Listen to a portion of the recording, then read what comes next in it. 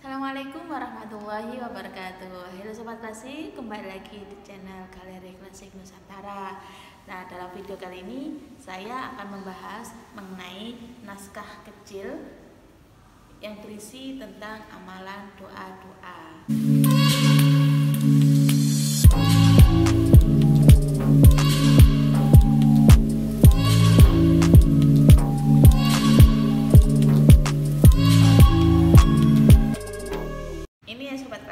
Naskah yang akan saya bahas dalam video kali ini. Ini naskah yang berukuran kecil ya Sobat Klasik. Ini naskahnya, ini bentuk naskahnya ya. Nah, naskah ini berisi tentang amalan doa-doa seperti itu. Nanti juga ada di bagian akhir itu ada contoh atau ada amalan mengenai raja-raja seperti itu, gambar tentang raja-raja seperti itu. Nah, sebelum saya membahas mengenai isi naskah ini, saya akan mengidentifikasi naskahnya dulu ya Sobat Klasik. Nah, tadi saya sudah katakan naskah ini berukuran kecil ya. Saya akan mengukur berapa panjang dan lebar dari naskah ini. Panjang dari naskah ini itu adalah 16 cm dan lebarnya adalah 11,5 cm. Ya, ini ukuran dari naskahnya. Sedangkan ukuran dari teksnya itu adalah panjang dari teks naskah ini 12,5 cm dan lebarnya 9 cm. Nah, mayoritas ukuran dari teksnya ini sama karena tulisannya atau tentang ukuran tulisannya ini sama dari awal sampai akhir seperti itu. Ini ya. Kalau mengenai ketebalan dari naskah ini, itu 1 cm. Nah, ketebalan dari naskah ini adalah 1 cm, sedangkan ketebalan dari jumlah halamannya itu saya belum menghitungnya ya Sobat Klasik. Saya belum menghitung dari berapa jumlah halaman dari naskah ini seperti itu.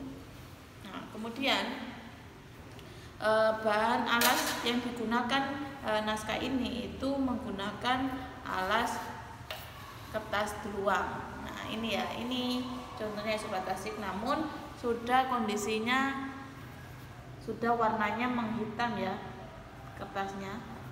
Nah, ini sudah kondisinya seperti ini. Nah, namun di tengah-tengah masih ada yang baik. Kondisinya masih bagus, masih bisa dibaca dengan jelas. Meskipun di beberapa halamannya ada yang sudah tidak bisa dengan jelas. Ada beberapa kata yang tidak bisa dibaca dengan jelas seperti itu. Nah, ini mengenai kertasnya. Kemudian mengenai tulisannya, naskah ini itu menggunakan bahasa Arab dan juga bahasa Jawa seperti itu. Nah, di mana bahasa Arab dan di mana bahasa Jawanya yang digunakan, yaitu bahasa Arab digunakan ketika menjelaskan atau menyebutkan mengenai lafaz doanya, sedangkan bahasa Jawa digunakan ketika menyebut nama doa atau judul doa dari lafaz itu tentang doa apa. Nah, itu menggunakan bahasa Jawa seperti itu. Seperti contohnya ketika sebelum penjelasan mengenai lafaz doa nubuat. Nah, di halaman awal atau pembahasan awal naskah ini itu teksnya membahas mengenai doa nubuat seperti itu. Dan diawali, nah bahasa Jawanya adanya itu ketika menyebut judul tersebut, yaitu punika doa nubuat. Nah, baru kemudian lafaz Arabnya seperti itu penggunaan bahasanya. Nah, lafaz yang berbahasa Arab tadi itu tidak ada maknanya ya. Nah, biasanya kan ada beberapa naskah yang teksnya itu ketika menggunakan bahasa Arab di bawahnya ada makna bahasa Jawanya atau bahasa daerah atau bahasa lokal yang lainnya. Nah, sedangkan di naskah ini teksnya tidak ada maknanya. Teks yang berbahasa Arab tidak ada maknanya di bawahnya seperti itu. Nah, itu mengenai dari tulisannya. Kemudian masuk ke dalam isi dari naskah ini ya Sobat Klasik. Dari awal hingga akhir naskah ini itu berisi mengenai amalan doa-doa. sedangkan di belakangnya itu ada ilustrasi seperti ini. Nah, ilustrasi wujudnya contohnya seperti ini, seperti apa? Seperti gambar orang ya. Nah, ini ilustrasi yang sebelumnya itu dijelaskan mengenai ilustrasi ini itu yang digunakan untuk raja seperti itu. Raja yang fungsinya biasanya digunakan untuk jimat-jimat seperti itu. Nah, ini ada beberapa halaman di paling akhir itu tidak menjelaskan mengenai judul naskahnya, akan tapi penjelasan mengenai contoh raja-raja yang digunakan untuk jimat, pegangan jimat seseorang. Nah, ada beberapa gambar yang ilustrasi gambar yang digunakan. Ini contohnya yang sudah klasik. Nah, ini bisa sobat klasik lihat seperti itu. Oke. Saya akan mulai dari awal.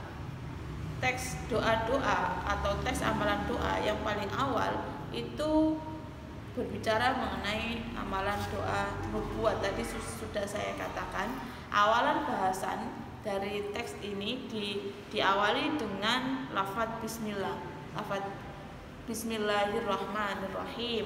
Nah, setelah itu kemudian menjelaskan atau menuliskan mengenai sholawat Nabi.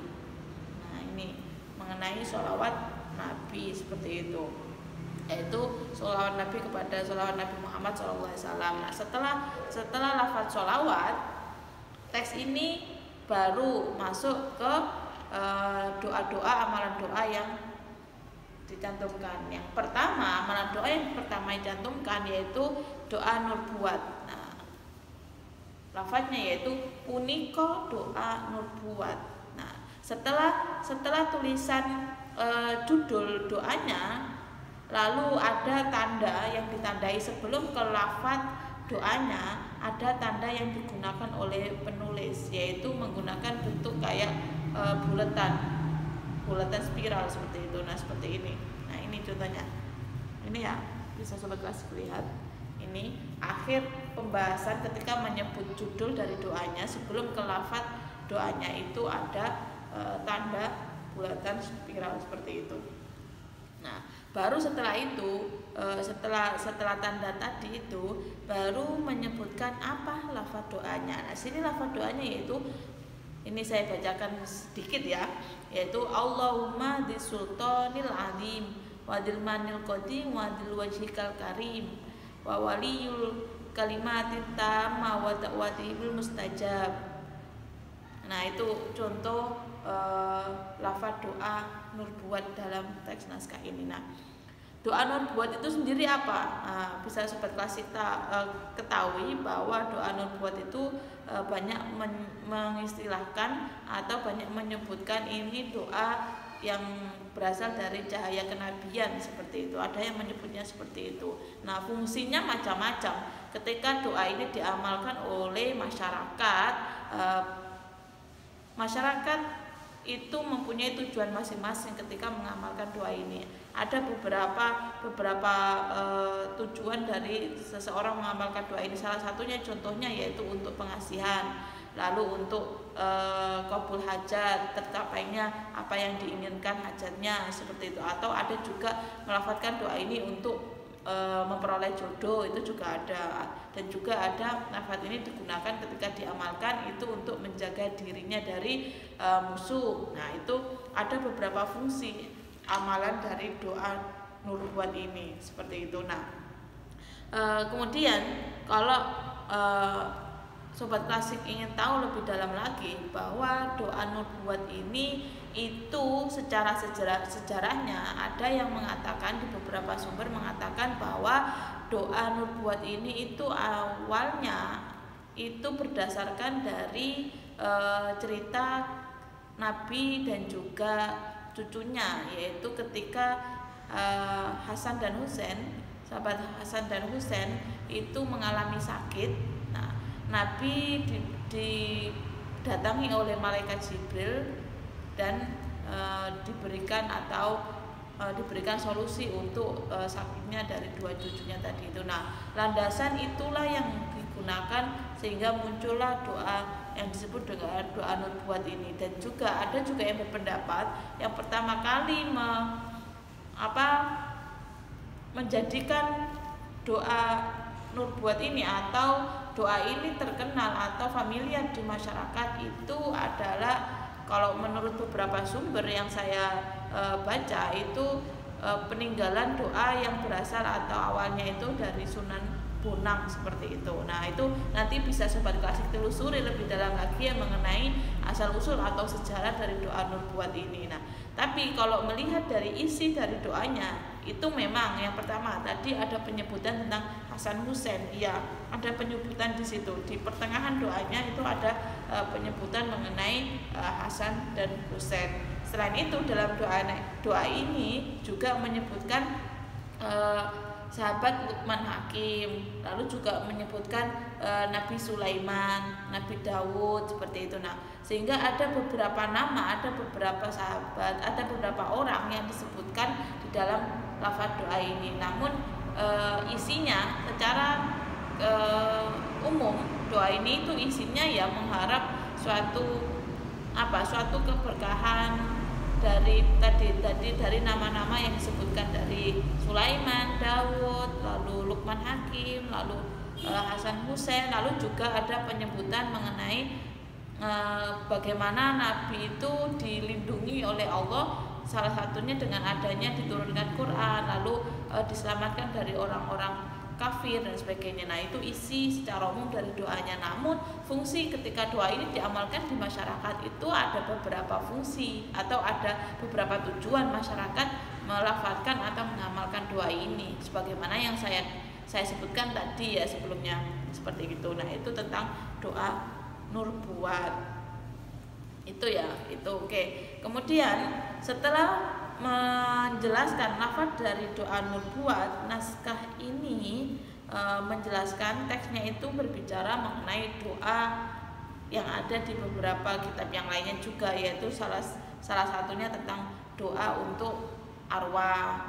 Nah, ada juga doa untuk ahli kubur, lalu doa untuk untuk acara Maulid Nabi. Nah, itu sama seperti amalan doa-doa di naskah doa yang ada seperti itu, yang di beberapa naskah doa, baik itu naskah doa di naskah kuno, di beberapa video saya sebelumnya juga sudah saya pernah menjelaskan mengenai amalan doa di naskah yang lain, bukan yang ini. Itu juga isinya juga ada doa tentang arwah, ahli kubur, maulid. Nah, namun di naskah ini itu tadi doa nubuat, saya di video-video saya sebelumnya saya belum menemukan ada doa amalan doa nubuat. Nah, di naskah ini ada penjelasan mengenai amalan doa nubuat seperti itu. Kalau yang lainnya doa maulid juga sudah ada di naskah yang sudah saya paparkan sebelumnya. Nah, kemudian setelah menjelaskan macam doa-doa dan lafaznya sampai beberapa doa di dalam naskah ini, itu penulis atau pengarang menjelaskan bahwa ada versi lain tentang doa nubuat seperti itu. Nah, pengarang itu menyebutkan ada versi lain tentang doa nubuat ini seperti itu. Isinya hampir sama sih, meminta keberkahan atau berlandaskan dari para sahabat dan Nabi. Namun bentuk lafaz yang ada, lafaznya yang digunakan itu berbeda, hanya berbeda lafaz saja kalau saya baca tadi seperti itu. Nah, kemudian setelah berbicara mengenai versi dari doa nubuat, penulis menjelaskan mengenai doa tarekat Naksabandiyah. Nah, tarekat Naksabandiyah itu kan familiar ya di kalangan para pecinta tarekat, terutama di Indonesia. Itu tarekat Naksabandiyah banyak diikutin oleh masyarakat Muslim di Indonesia seperti itu. Nanti para sobat klasik bisa lebih dalam lagi mencari info apa sebenarnya tarekat Naksabandiyah bagi para sobat klasik yang belum mengetahui ya. Nah, tadi saya paparkan sedikit. Dan di sini di naskah ini itu ada menyebutkan bahwa ada doa untuk tarekat Naqsabandiyah, ada doa tersendiri untuk tarekat Naqsabandiyah seperti itu. Oke, kemudian setelah membahas mengenai doa-doa tadi, naskah ini menyelipkan teksnya itu menyelipkan mengenai bacaan surat Yasin dari awal hingga akhir. Nah, bedanya di sini biasanya surat Yasin orang yang melafadzkan atau membaca surat Yasin itu ya di teksnya tuh ayat pertama yang berupa lafadz Yasin itu kan hanya satu lafadz ya. Namun ada juga orang ketika mengamalkannya itu membaca Yasinnya itu beberapa kali. Ada yang 7 kali, 15 sampai puluhan kali juga ada, baru meneruskan Yasin sampai 41 kali baru Wal Qur'anil Hakim dan seterusnya. Nah, di naskah ini tuh menyebutkan ditulis bukan lafadznya tidak satu tapi 8. Yasin sampai 8 kali. Nah, berbeda kan kalau ketika masyarakat sekarang ketika memegang teks Quran, lafadz Yasinnya cuma satu karena di ayat Quran lafadz ayat pertama memang Yasin dan cuma satu lafadznya. Namun ketika diamalkan itu dibaca beberapa kali. Itu biasanya masyarakat mengamalkannya seperti itu. Nah, di naskah ini tuh disebutkan baik itu secara oral atau ketika mengamalkan dibaca beberapa kali. Nah, naskah ini juga menuliskannya beberapa kali juga seperti itu. Nah, ini menarik juga bahwa naskah ini merepresentasikan bahwa orang-orang ketika membaca menggunakan naskah ini membaca Yasinnya itu sampai 8 kali seperti itu. Itu ya. Nah, yang terakhir tadi sebagaimana yang saya katakan di awal sebelum membahas mengenai isi dari teks di naskah ini, paling akhir itu menjelaskan atau memaparkan mengenai bentuk raja-raja seperti itu. Tadi sudah sedikit saya tunjukkan ya model raja-raja dalam naskah ini. Nah, ini salah satu contohnya juga. Nah, ini ya sobat klasik. Nah, ini sobat klasik, ini salah satu contoh raja yang dituliskan di naskah ini. Ada juga yang lainnya, bisa saya tunjukkan lagi, kan saya perlihatkan. Nah, ini akan saya perlihatkan. Nah, ini juga bentuknya seperti ini. Nah, ini ya kalau dilihat ini ya sobat klasik. Nah, ini oke, ini contoh ilustrasi yang ada di naskah ini mengenai raja seperti itu. Nah, dan bahasa yang digunakan tadi kalau lafaz di depan amalan doa tadi kan menggunakan bahasa Arab ya. Nah, ketika menjelaskan mengenai bentuk raja, ilustrasi raja-raja ini, naskah ini itu menggunakan bahasa Jawa seperti itu. Nah, ini ya. Nah, itu beberapa ilustrasi raja di dalam teks ini yang dicantumkan di paling akhir, dan yang paling halaman sebelum terakhir itu ada ilustrasi gambar raja yang lebih besar. 2 halaman dipenuhi dengan ilustrasi gambar raja ini ya. Nah, ini ya sobat klasik, ini bisa sobat klasik lihat ya. Ya, nah ini 2 halaman terakhir. Di halaman setelahnya juga ada lagi. Bentuknya seperti ini, kayak kepala terus ada rambutnya yang tidak beraturan kayak, nah bentuk orang terus rambutnya itu di keseluruhan kepala ada rambutnya. Nah, ini bentuk ilustrasi dari rajanya seperti itu. Nah, paling akhir ini tulisan gabungan atau ini penjelasan gabungan di awal seperti itu. Sudah tidak lagi membahas tentang raja. Nah, ini naskah mengenai amalan doa yang dicantumkan juga ilustrasi gambar raja-raja yang digunakan oleh para pembaca ketika mengamalkan menggunakan naskah kitab ini ya sobat klasik. Bagi sobat klasik yang punya kajian atau punya minat dalam kajian tentang amalan doa ataupun kajian tentang tradisi penulisan raja-raja Nah, ini kitab ini bisa menjadi salah satu objek yang bisa Sobat Klasik jadikan kajian dalam penelitian ya. Untuk lebih lanjut lagi, tadi saya sudah menjelaskan tidak keseluruhan isi di setiap lafaz saya jelaskan satu persatu, tapi secara garis besar isi dari naskah ini itu berbicara mengenai tadi dengan amalan-amalan doa lah, tapi namun ada tambahan doa nubuat yang itu berbeda dengan naskah-naskah yang sudah saya bahas sebelumnya, dan di paling akhir ada tentang penjelasan mengenai bentuk ilustrasi raja, dan raja-raja itu digunakan fungsinya itu untuk apa, ada yang untuk pengasihan, ada yang untuk memperlancar rezeki dan lain sebagainya. Nah, itu dari penjelasan saya, semoga memberikan manfaat bagi para Sobat Klasik. Terima kasih.